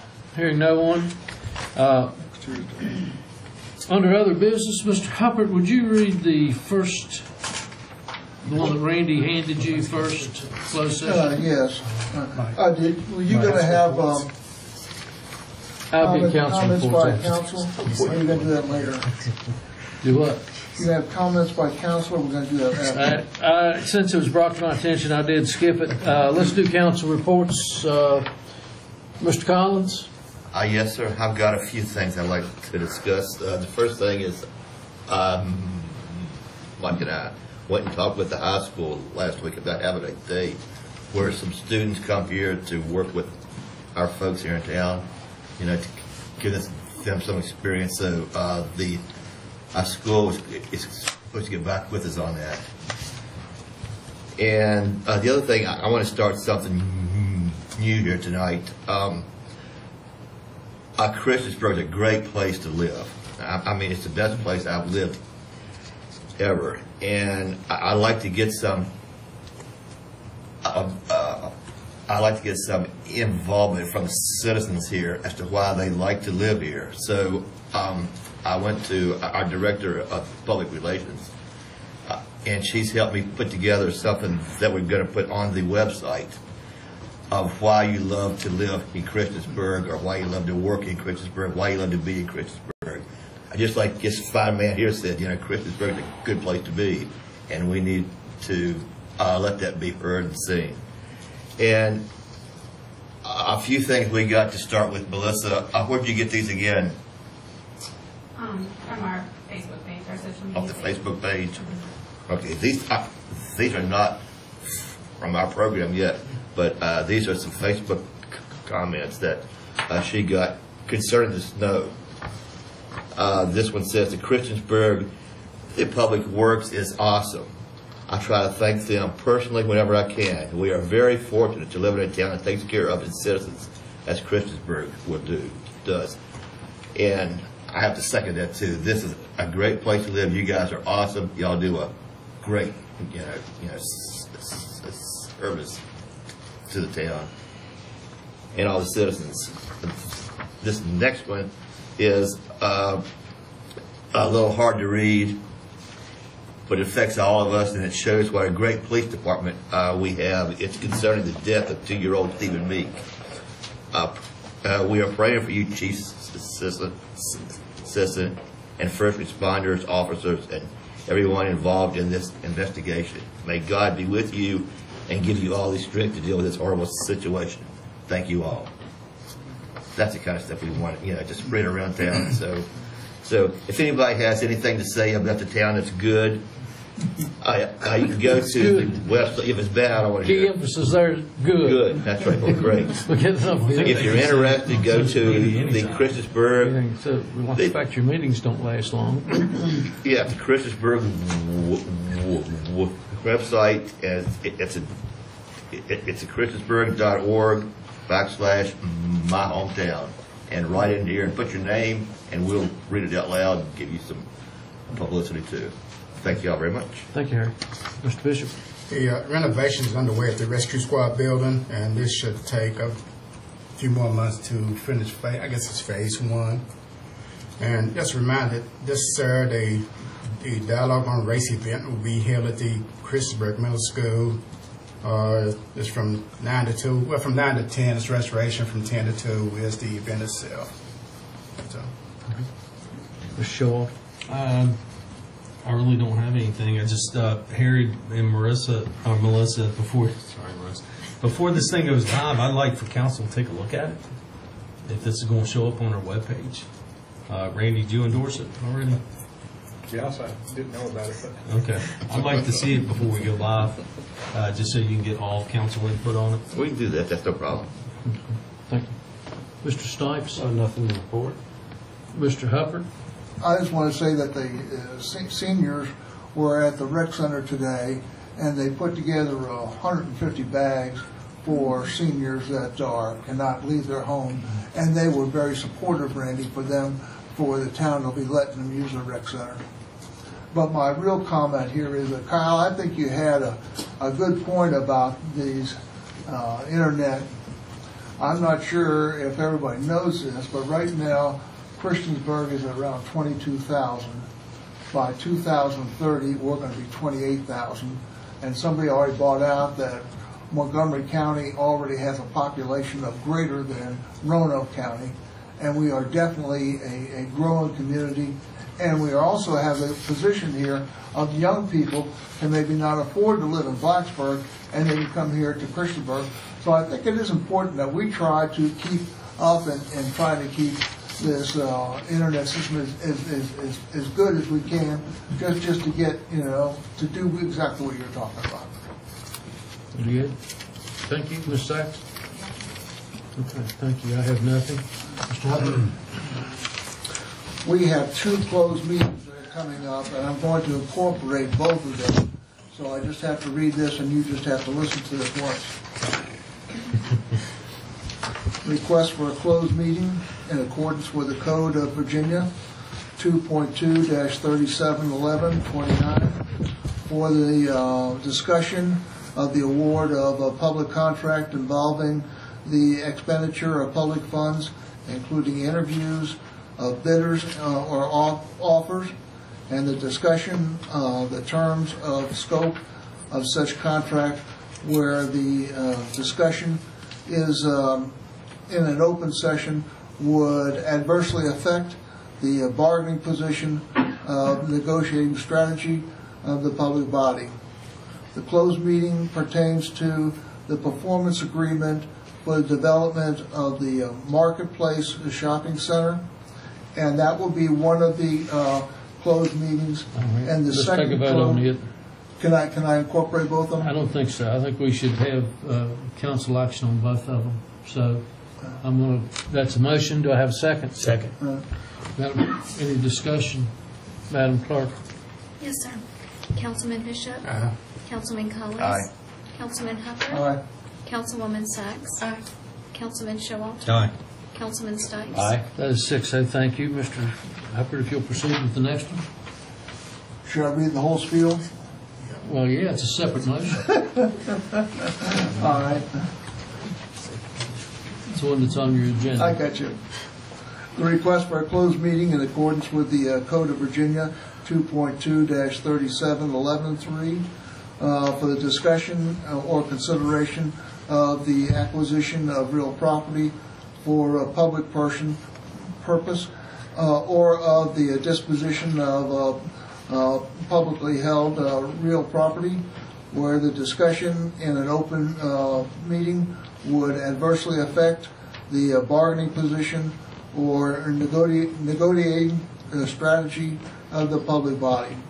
The closed meeting pertains to the discussions regarding potential lease of the town-owned property at the address of 415 Cambridge Street Northwest. So here's Second. got a motion and a second, Madam Clerk. Yes, sir. Councilman Bishop? Councilman Collins? Aye. Councilman Hubbard? Aye. Councilwoman Sachs? Aye. Councilman Showalter? Aye. Councilman Stipes? Aye. That is 6-0. Thank you. We're going to take about a 3-minute recess. When we come back, Walt, if your group will remain in the room with us to open meeting. Mr. Hubbard? All right. I think I'm reading the right thing. I move to certify that the town council of the town of Christiansburg meeting in closed meeting, and to the best of each member's knowledge, discussed only public business matters lawfully exempted from open meeting requirements by the Virginia law, and only such matters as are identified in the resolution to enter into closed meetings. Do I have a second? Second. Any discussion? Hopefully not. Madam Clerk? Yes, sir. Councilman Bishop? Councilman Collins? Aye. Councilman Hubbard? Aye. Councilwoman Sachs? Aye. Councilman Showalter? Aye. Councilman Stipes? Aye. That's 6-0. Anything else to come for? I do. Real quick, just as a reminder, and I think what Harry's doing with Melissa is incredible, okay? But with Randy, our town manager, not knowing about it, and there should be some respect for the position that we hire him for. It doesn't matter how little. Oh, I take objection to And that. Harry, this happens to all councils should be, and Dick Ballinger used to do this every January. Remind town council, anything you need, you take it through Randy first before you go to a department. And Randy, I hope you push that out to your department heads. If the town councilman, even me, come to them with ideas and things like that they need to take it back to you so you know what's going on. All right? I think it's a great thing, but I think it's something we should be reminded of doing. Okay? I thought we had matured enough over the last 5 years that we knew that. I respect you to the ultimate, you know I that. understand. And that's not a slap in your face minute at all. Doesn't ever really hurt to copy me on the email. Yeah. Contact the department head. Yep. Well, I really think if we're doing any of that stuff, you copy Randy and Andrew, the decision makers. All right.